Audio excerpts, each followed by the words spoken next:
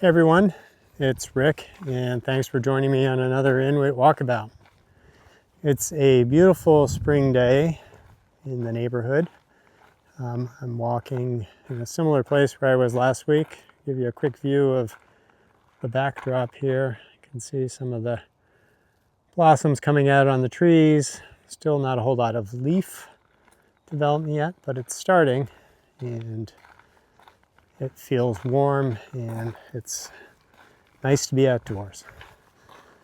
I wanted to talk a little bit today about essentially a composite of things that we've been talking about for a while now, and really try to look at the importance of what we're talking about, not just in terms of our immediate personal application, but how it actually translates from the personal all the way to the greater societal challenges.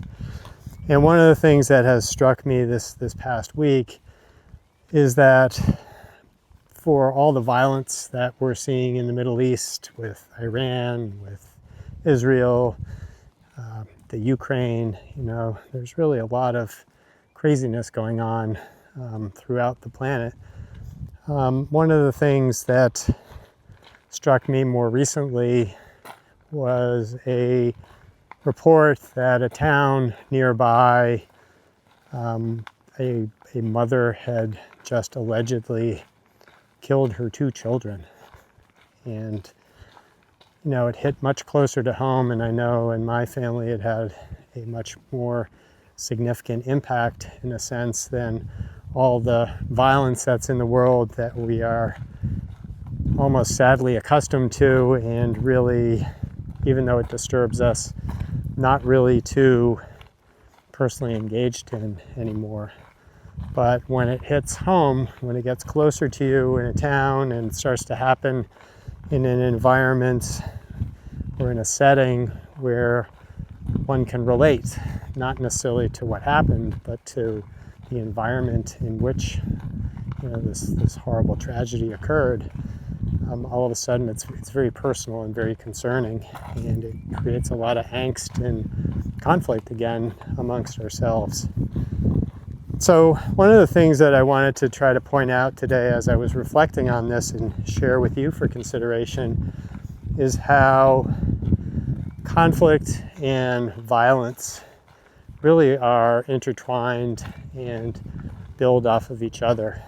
And way back, we had kind of talked about words and descriptions and saying the word is not the thing and the description is not the described. And one of the things that struck me is how easy it is when we say a word like conflict or violence to immediately associate it with something that's, aggressive, outward facing, really high energy, and, deadly in many cases, and how we attribute those terms just to those things, and how easy it then is for us to say, yeah, I'm not in conflict and I'm not violent, and that's out there. I need to just try to avoid it. And one of the things I would like to point out for us to consider now is how, depending on how you define the terms, not to apply the definition as a way of framing what you see, but actually trying to describe what you see in words, is that conflict and violence really can have very close touch points and many different ways of manifesting, from the sublime to the extreme. And in terms of this conversation, what I want to try to propose as a definition, and you can think about this for yourself, is that, as we've talked about in the past, conflict is really at its root created by fragmentation, division, contradiction, where we kind of distilled it down in simple terms to what we think is and what we think should be, and the spin cycle that results from that. And when you look at violence and you say, well, so what is violence if you look beyond, war and the external manifestations, the real hurtful and dangerous sides of violence that we see in the media and so forth, really, if you think about it in its core element again, is that violence in a lot of ways is simply the forceful expression, if you will, of an opinion or of what you think should be on someone else or even on yourself. And so when you start to use that definition or those two definitions, what you really start to see is that conflict doesn't even have to be visible external, nor does violence, because at its core, at its grassroots, is when you look out and just do a comparison of what you think is and what you think should be, you're essentially in conflict because you're in contradiction. And it may not manifest as anything, outwardly significant, but it's there. And the same goes for violence. If you sort of look at it again as a forceful execution of will, if you will, or, what should be, and you take something as simple as, again, exercise. I'm not exercising, I should exercise, I'm going to make myself exercise.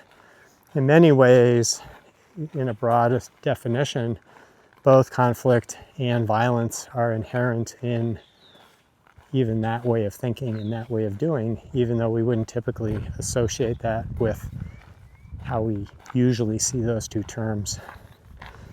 And so, I think the point that I want to try to convey for us to consider is how related those very benign origins of conflict and violence within ourselves, using that terminology and that approach, translate into a progressive outer expression that becomes super dangerous.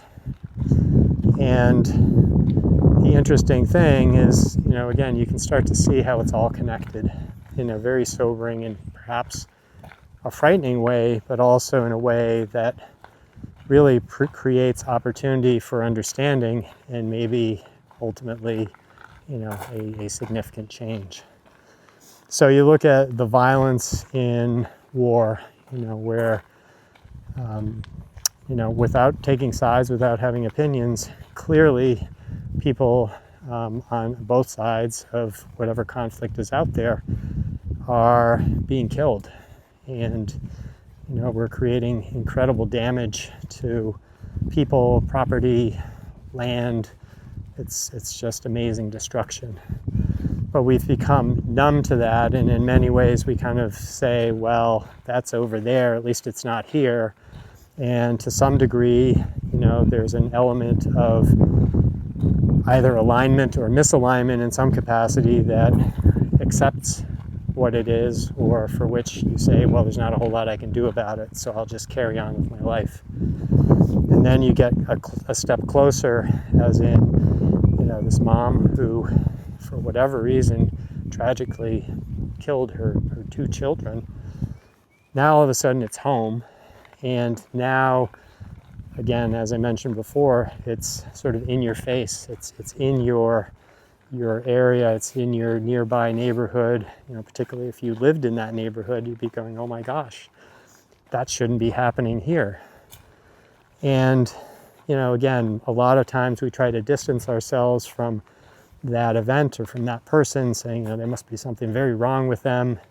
How could they do this? And I think the thing to be aware of in that type of response amongst ourselves is that not only is it close at hand geographically or in proximity, but it's very close to how we basically go through our lives every day. And all of a sudden, the distance between the violence and the conflicts that we have every day in their most benign form that seem completely disconnected to the war, thousands of miles away, in our neighborhood is suddenly there. And the thing that I would try to point out to us is that the geographic proximity is really almost, in a sense, a metaphor for the proximity of our own way of thinking to the ability or the progression that probably all of us, to an extent, are at risk for. And, we'll say, well, I would never do that. But, it all depends on circumstance, and it all depends in many ways how personal the touch point is.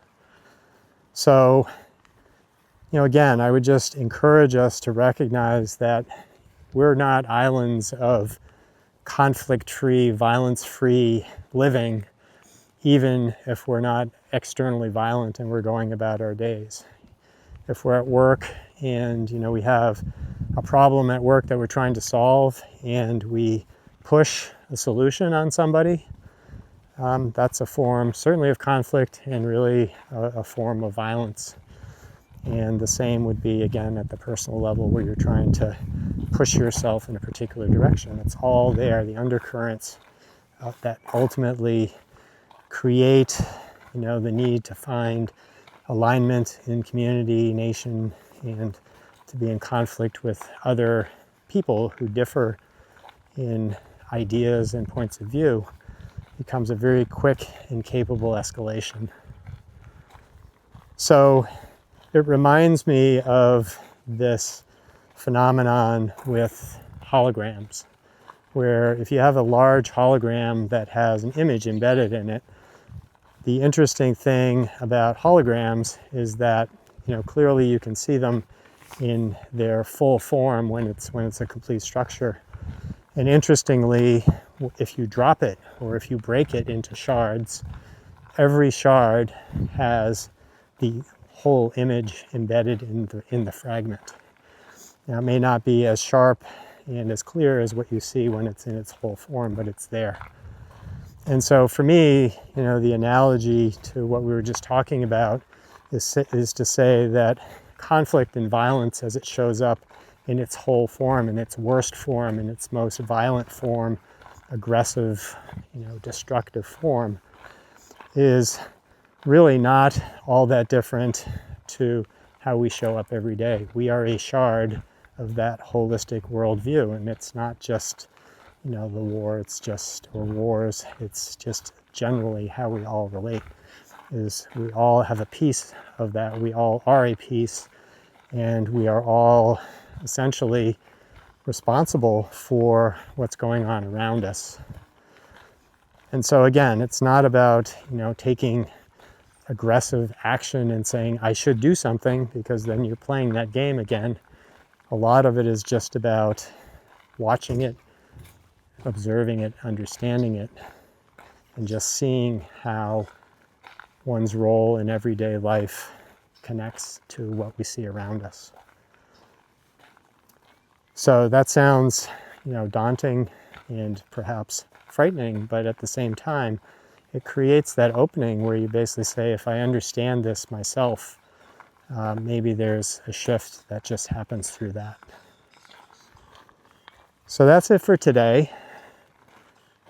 Again, not the most cheerful thing to talk about, but this is challenging times, and I think increasingly we're just getting increasingly violent and expressing conflict in ways that is really destructive all around.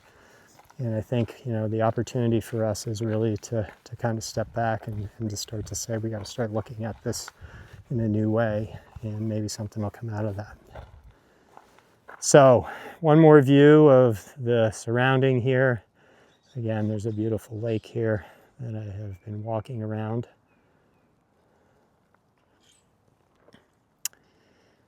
I hope you have a great day, a wonderful week, and I look forward to our next walkabout together. This is Rick with Inwyt Walkabout. Take care.